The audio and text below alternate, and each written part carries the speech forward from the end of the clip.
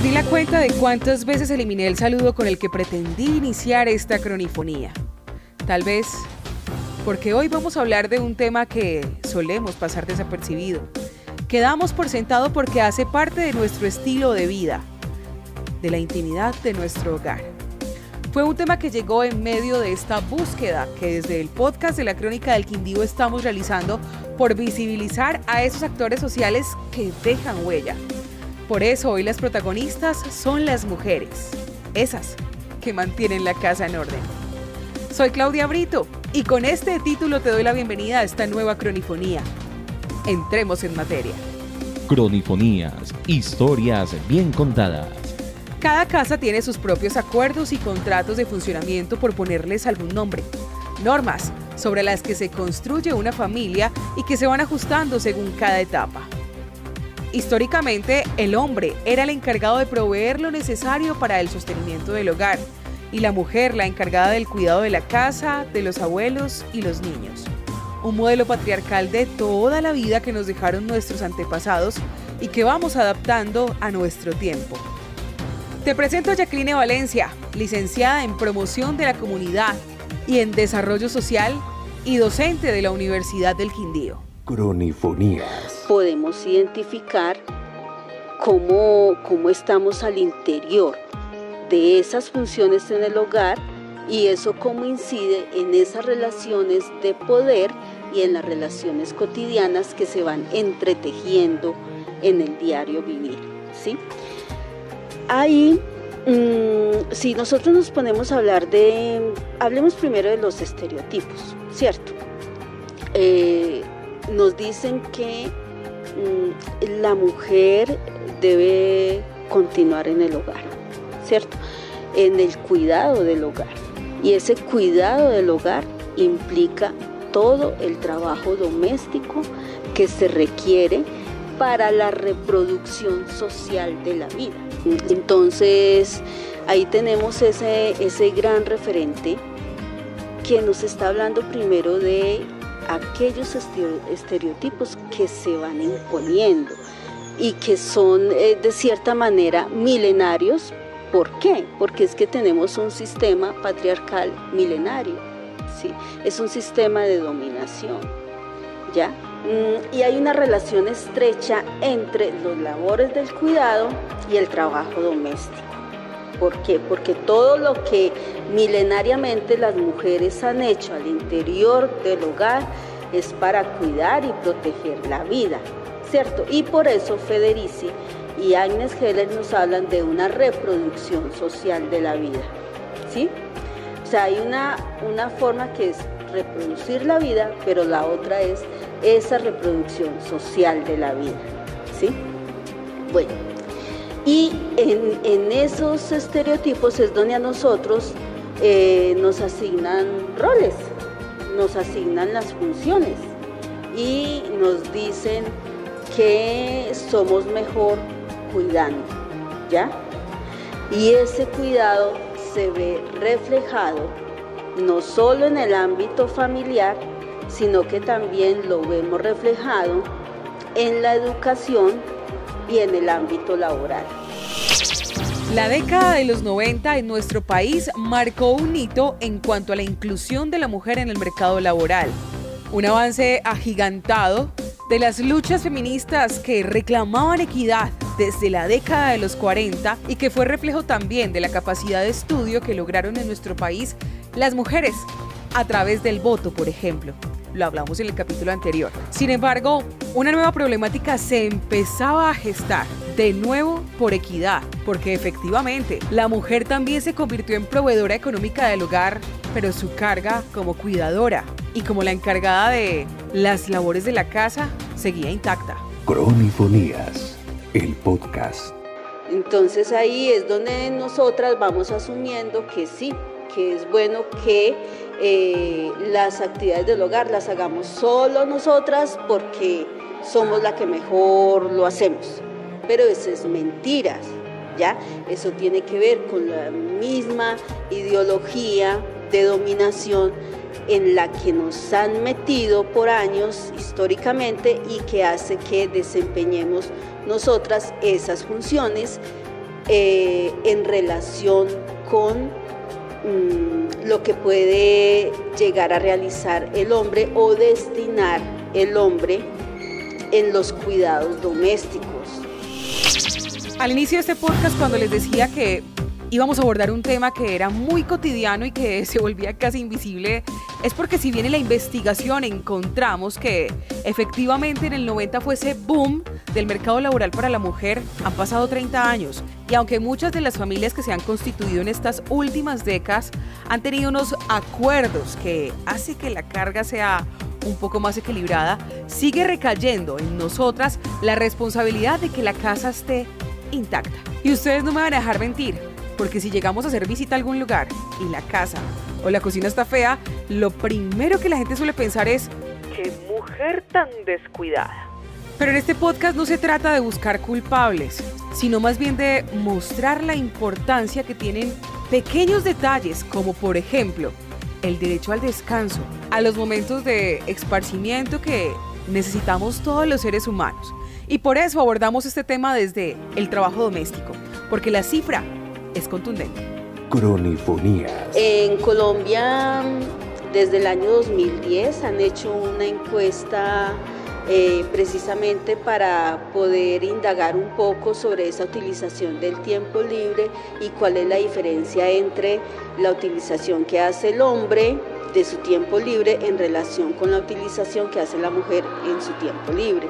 Y lo que podemos evidenciar es que hay todavía un 80% del tiempo que nosotras utilizamos, de nuestro tiempo libre, y lo utilizamos en las labores domésticas del hogar, independientemente de que trabajemos fuera de casa o no, en comparación con el hombre, que logra destinar un 25% de su tiempo libre en alguna labor doméstica.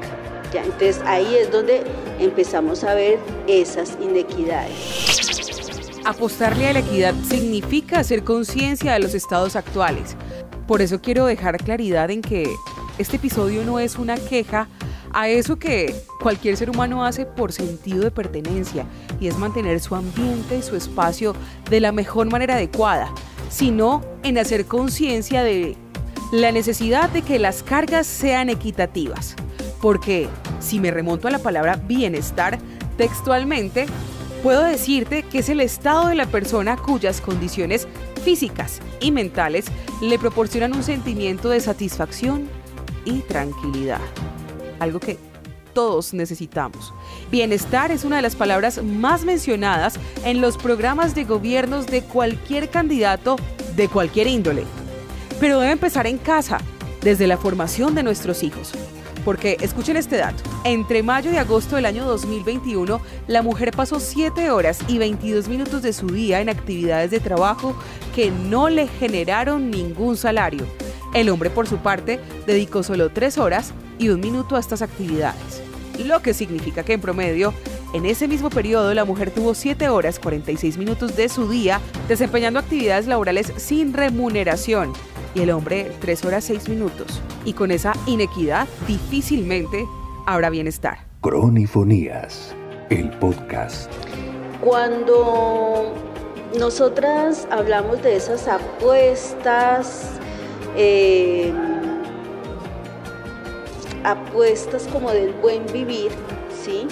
De aquellas apuestas feministas en las cuales revitalizamos y resignificamos la forma de sentir y pensar la vida, ahí es donde nosotras también planteamos la necesidad de generar nuevos procesos de socialización que permita pensarnos en unas nuevas masculinidades, y unas nuevas masculinidades contrahegemónicas, que sea y que permita unas relaciones mucho más democráticas al interior de las parejas y al interior de las mismas relaciones familiares. Hablemos desde el modelo que tenemos cercano a nosotros.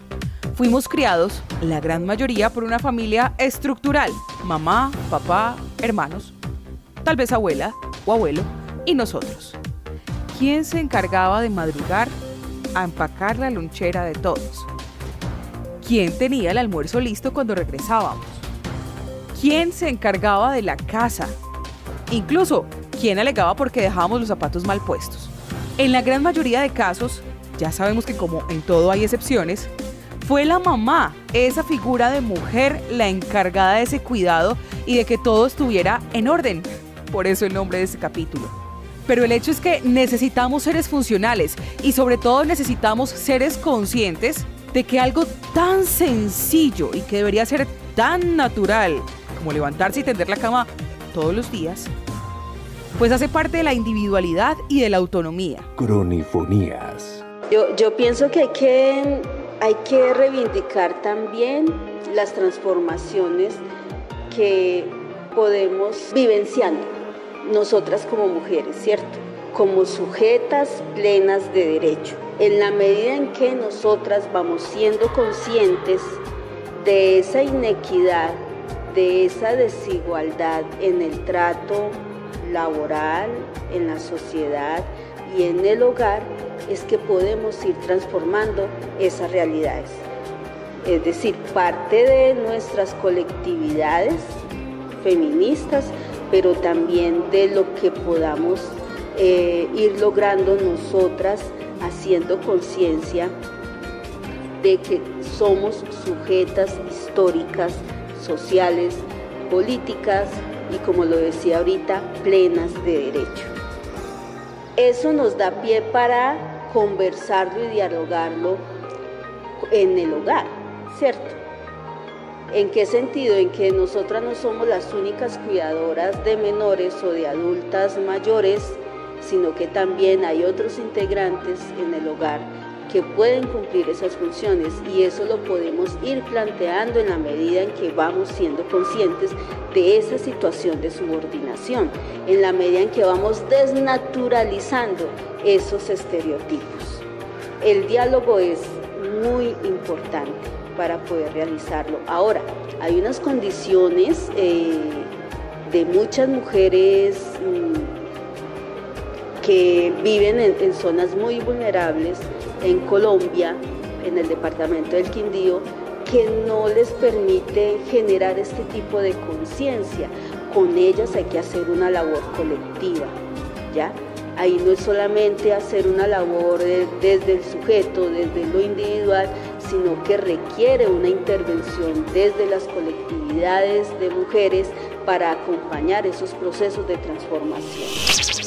Esta última parte de la entrevista con Jacqueline me parece encantadora porque me acuerda a mi abuelita diciéndome: una sola golondrina no hace verano. El hecho es que sus diálogos conscientes acerca de la necesidad de equidad sí lograrían una verdadera transformación. Tenemos una carga importante de cara a las futuras generaciones. Y es que así como en la generación de mi mamá pasó algo para que la mía fuera un poco más libre y más autónoma, en la generación de mi hijo tendrá que pasar algo para que él también sea más empoderado de esta realidad de ser humanos equitativos. Y ese es el mensaje que desde la Crónica del Quindío les queremos dejar hoy, con esta historia bien contada acerca de la responsabilidad que tenemos, porque las pequeñas transformaciones indiscutiblemente empiezan con la casa ordenada. Soy Claudia Brito. Te invito a que nos sigas en todas nuestras plataformas digitales, a que le des me gusta a este episodio, a que lo compartas con alguien a quien definitivamente le pueda servir. Nos escuchamos en la próxima. Adiós. Cronifonías, historias bien contadas.